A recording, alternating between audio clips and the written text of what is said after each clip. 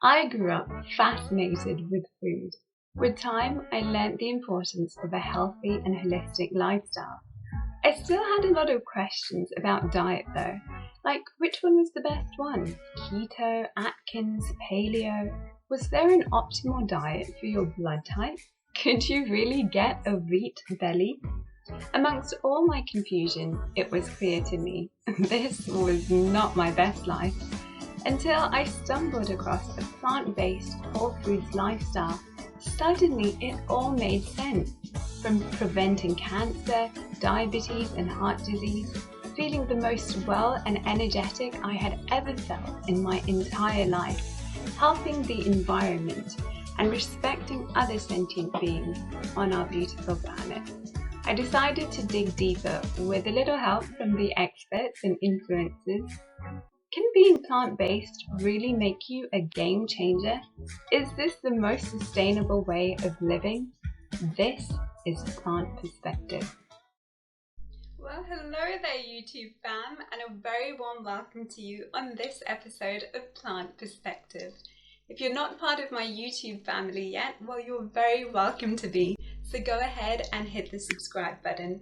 And while you're at it, why not hit the bell sign too, so you can get regular notifications every time a new episode is out. Well, I am so thrilled and honored to have join us on this episode, Chef AJ. She is an incredibly creative and world-renowned chef, inducted into the Vegan Hall of Fame in 2018, and is also the host of the television series Healthy Living with Chef AJ, and has her very own super popular YouTube channel. She is the creator of the Ultimate Weight Loss Program, which has helped hundreds of people achieve the health and body that they deserve. She is the author of the best-selling book, The Secrets to Ultimate Weight Loss, a revolutionary approach to conquer cravings, overcome food addiction, and lose weight without going hungry, as well as Unprocessed, how to achieve vibrant health and your ideal weight. Chef AJ was the Executive Pastry Chef at Santé Restaurant in Los Angeles, where she was famous for her sugar, oil, salt, and gluten-free desserts, which aren't just wholesome and healthy, but super delicious. These recipes can be found in her ebook, A Date with Dessert. Here to talk about her very own plant-based journey and the questions about a whole foods plant-based diet that people often struggle with. Here she comes. Chef AJ, thank you so much for the privilege of your time today. It's so awesome to have you join us. Well, thank you for inviting me. I appreciate it. Absolutely. Now, you are world-renowned as a chef, and there's people like myself, not just in the States, but world over, who absolutely love you.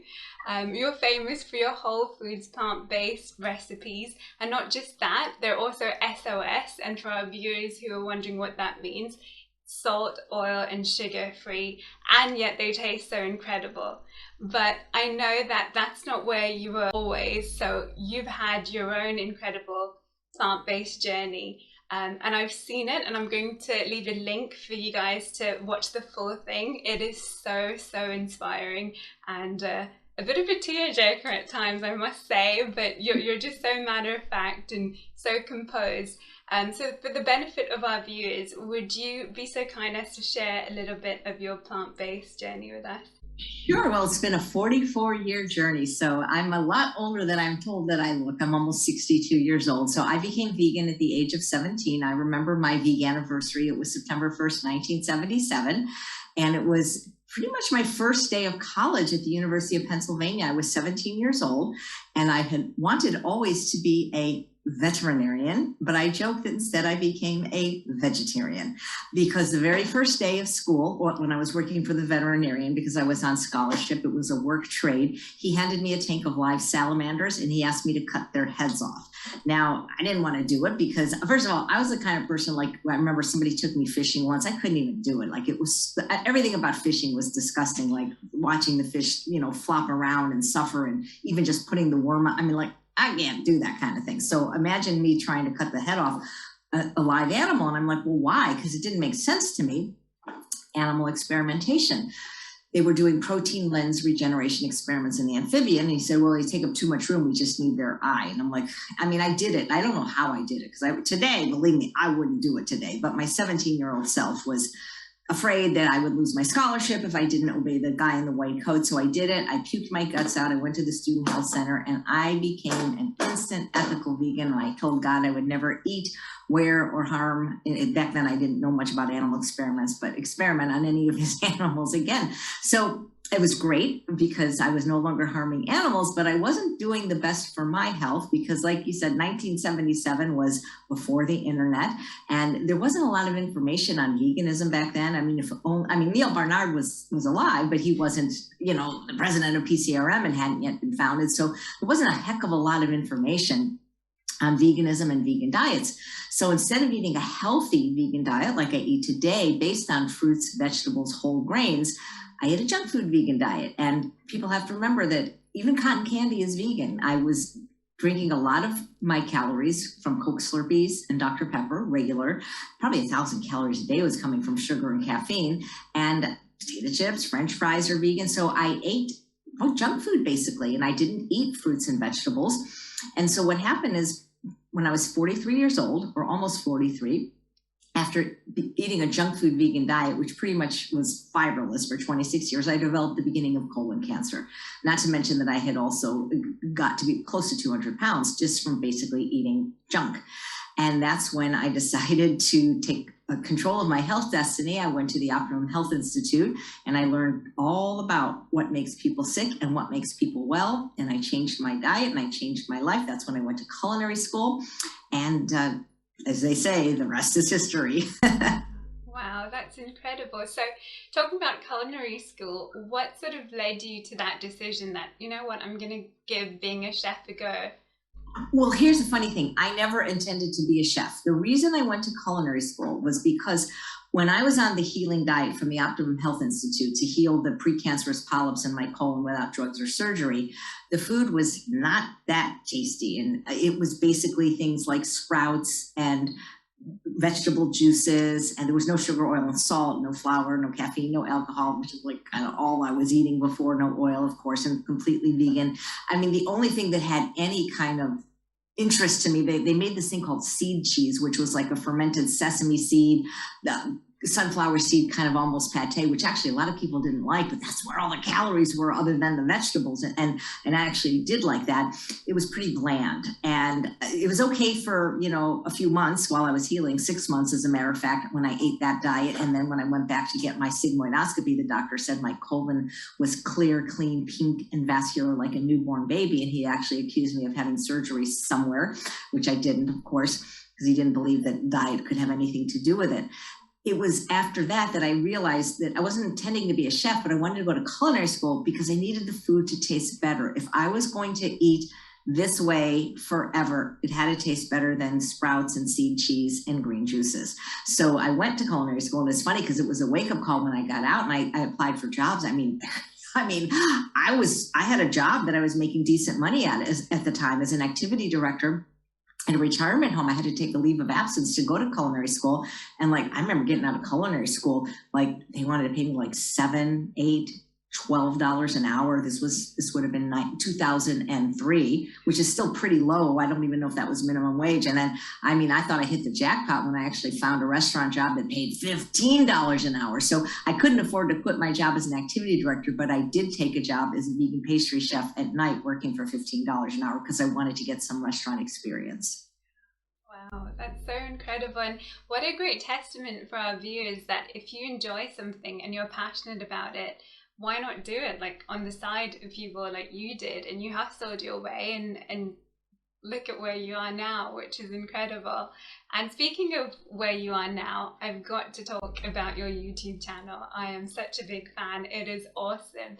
And a lot of folks know you as a chef, but they don't really know that you're such an incredible host. You've had your own TV series, and you do such a great job at hosting. And hosting isn't easy. It looks easy if you're putting on a facade, but you've got to look at so many different things and so many aspects and make sure your guest is comfortable as well. And you just do such an incredible job. You've had some incredible people on. I've seen your episode with Dr. Esselstyn, with Dr. T. Colin Campbell as well, some real legends on there. And it's so varied. So you'd have like a doctor one time, and then you'd have like an athlete. And like, it's just incredible that you're giving the time you are for this, because you're so busy. You have lives like all the time. So yeah, tell us a little bit more about your YouTube channel for our viewers. I'm going to put a link in the video description, so make sure you check it out and subscribe. But for those who may not be so familiar, tell us a little bit about your YouTube channel, please. I had a channel for about 11 years, but it wasn't like anything that I was really doing every day like I am now, because I have gone live every day on that YouTube channel since the pandemic basically began, which was March 20th, 2020. I would post, once a week I would do a recipe or a show, things like that, but I've done close to 700 shows now.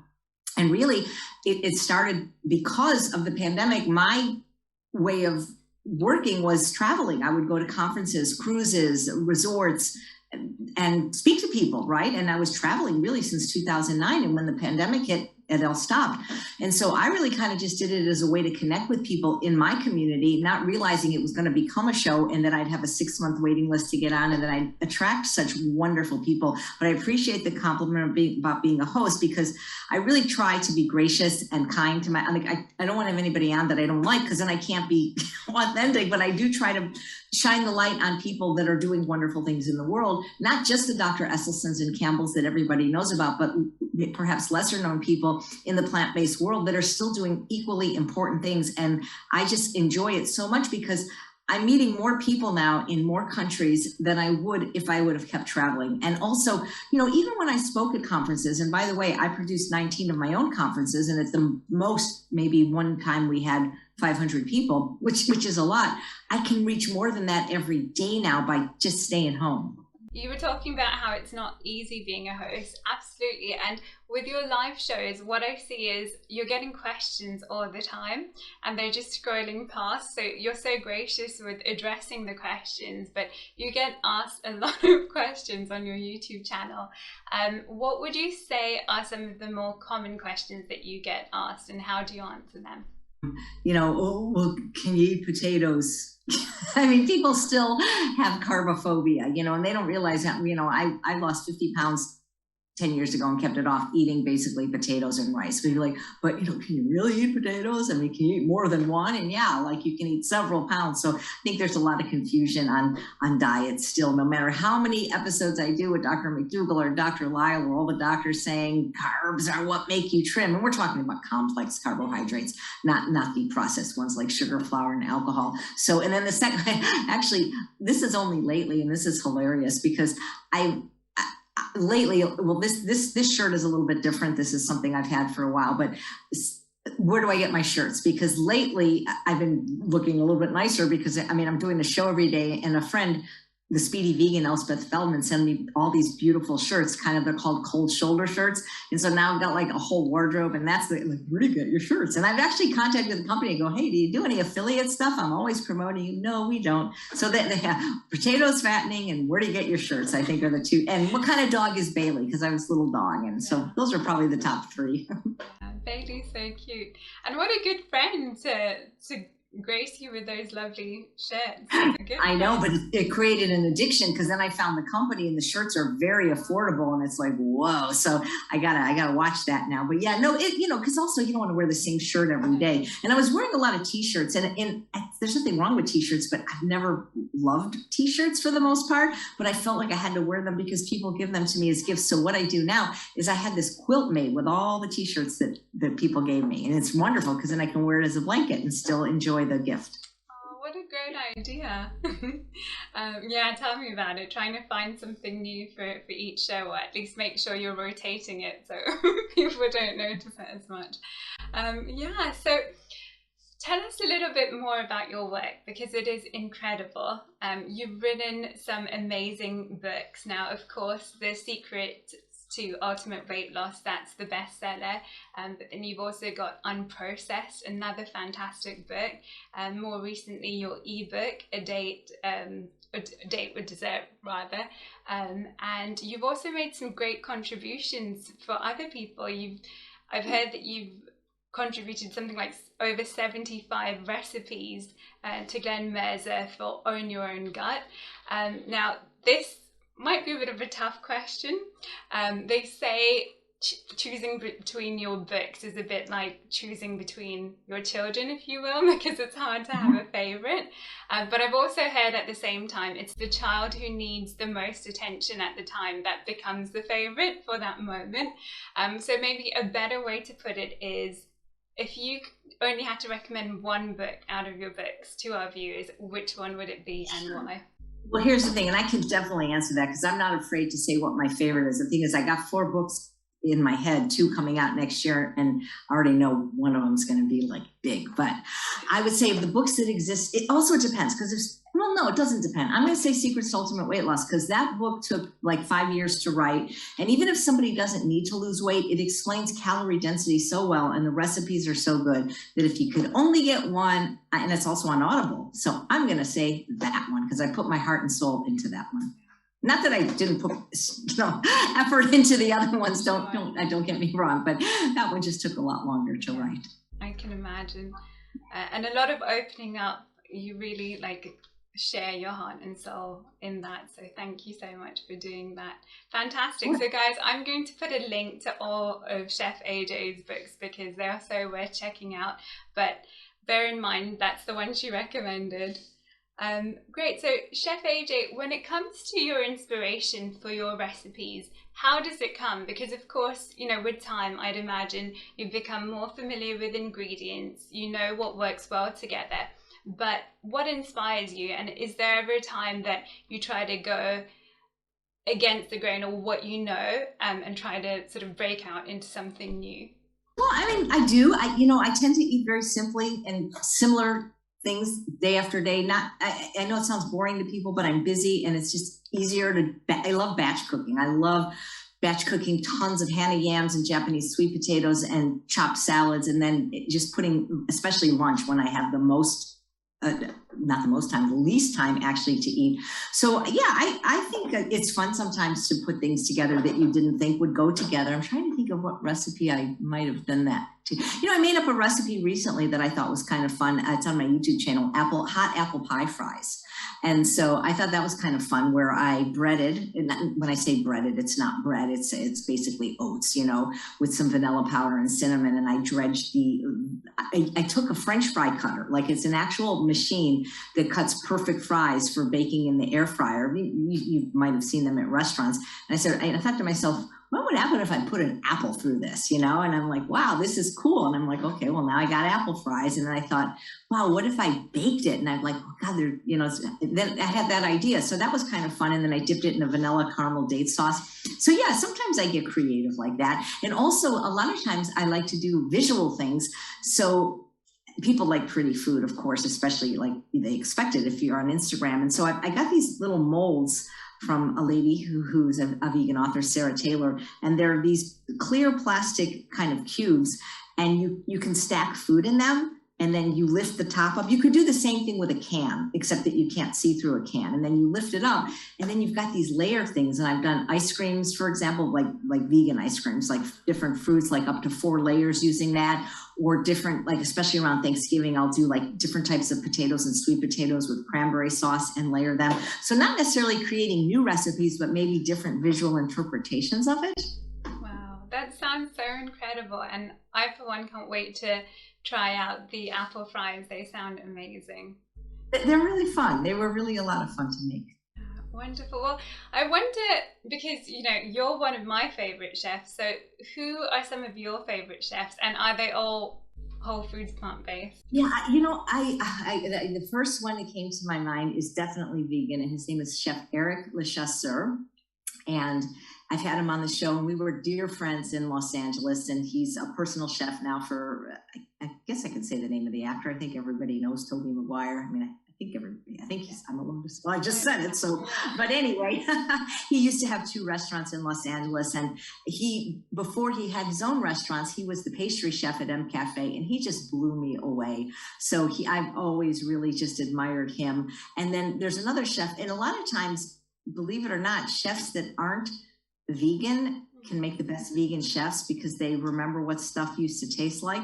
So I don't know if this gentleman is 100% vegan or even vegan, but he's so talented. And his name is Eric Tucker, and he's the chef of Millennium Restaurant, which used to be in San Francisco, but it's now in Oakland, I believe. And I've worked with him, and very professional and very creative. And I've always enjoyed his work. And I'm meeting newer people, like, for instance, having the show, like there's a chef named James Sand, who actually was the lead chef of the culinary school I went to years after I went, and just watching him work and his creativity. And when I do Iron Chefs on my show, where I pick, it's not really like the same as the TV show. It's just 2 chefs cooking the same ingredients at the same time. I'm amazed at people's creativity. I mean, I admire so many people for so many different reasons. Like there's a raw chef named Alyssa Maris, who is from Raw Food Romance. And, I look at her books and her photos, and it's like, so people just blow me away with their creativity, especially because these are people that either don't use or at least know how to do things low fat, no oil. And I'm like, wow. So I admire chefs because, just like painters admire other artists, because I just think that what they do is so fabulous. That's why I enjoy so much having them on the show. Wonderful. And speaking of being creative, I think for those who are new to cooking, like you were once upon a time, that can be a bit intimidating, and they don't really know where to start from. So you mentioned an air fryer earlier on. What are some of your tips and tricks for those who want to be healthy vegans and they're new to this, but they just don't know what to do because cooking is so alien to them? What are some of your tips for them? Well, watch stuff. I mean, YouTube is free. I mean, I always recommend, if you can, not to necessarily go to culinary school, but to take classes in person if things have opened up again for you, because that's really fun. Because I'm a kinesthetic person, and I know that there's online cooking classes, but that's just like, I don't know if I could have learned if I didn't go in person, because then what's happening is like the teacher is taking your hand when you're cutting or tasting what you're making, not just looking at it saying it's right. So if you have an opportunity to take an in-person cooking class, that can be very inspiring. But in the meantime, YouTube's free, and boy, you can learn anything on YouTube now, but certainly recipes.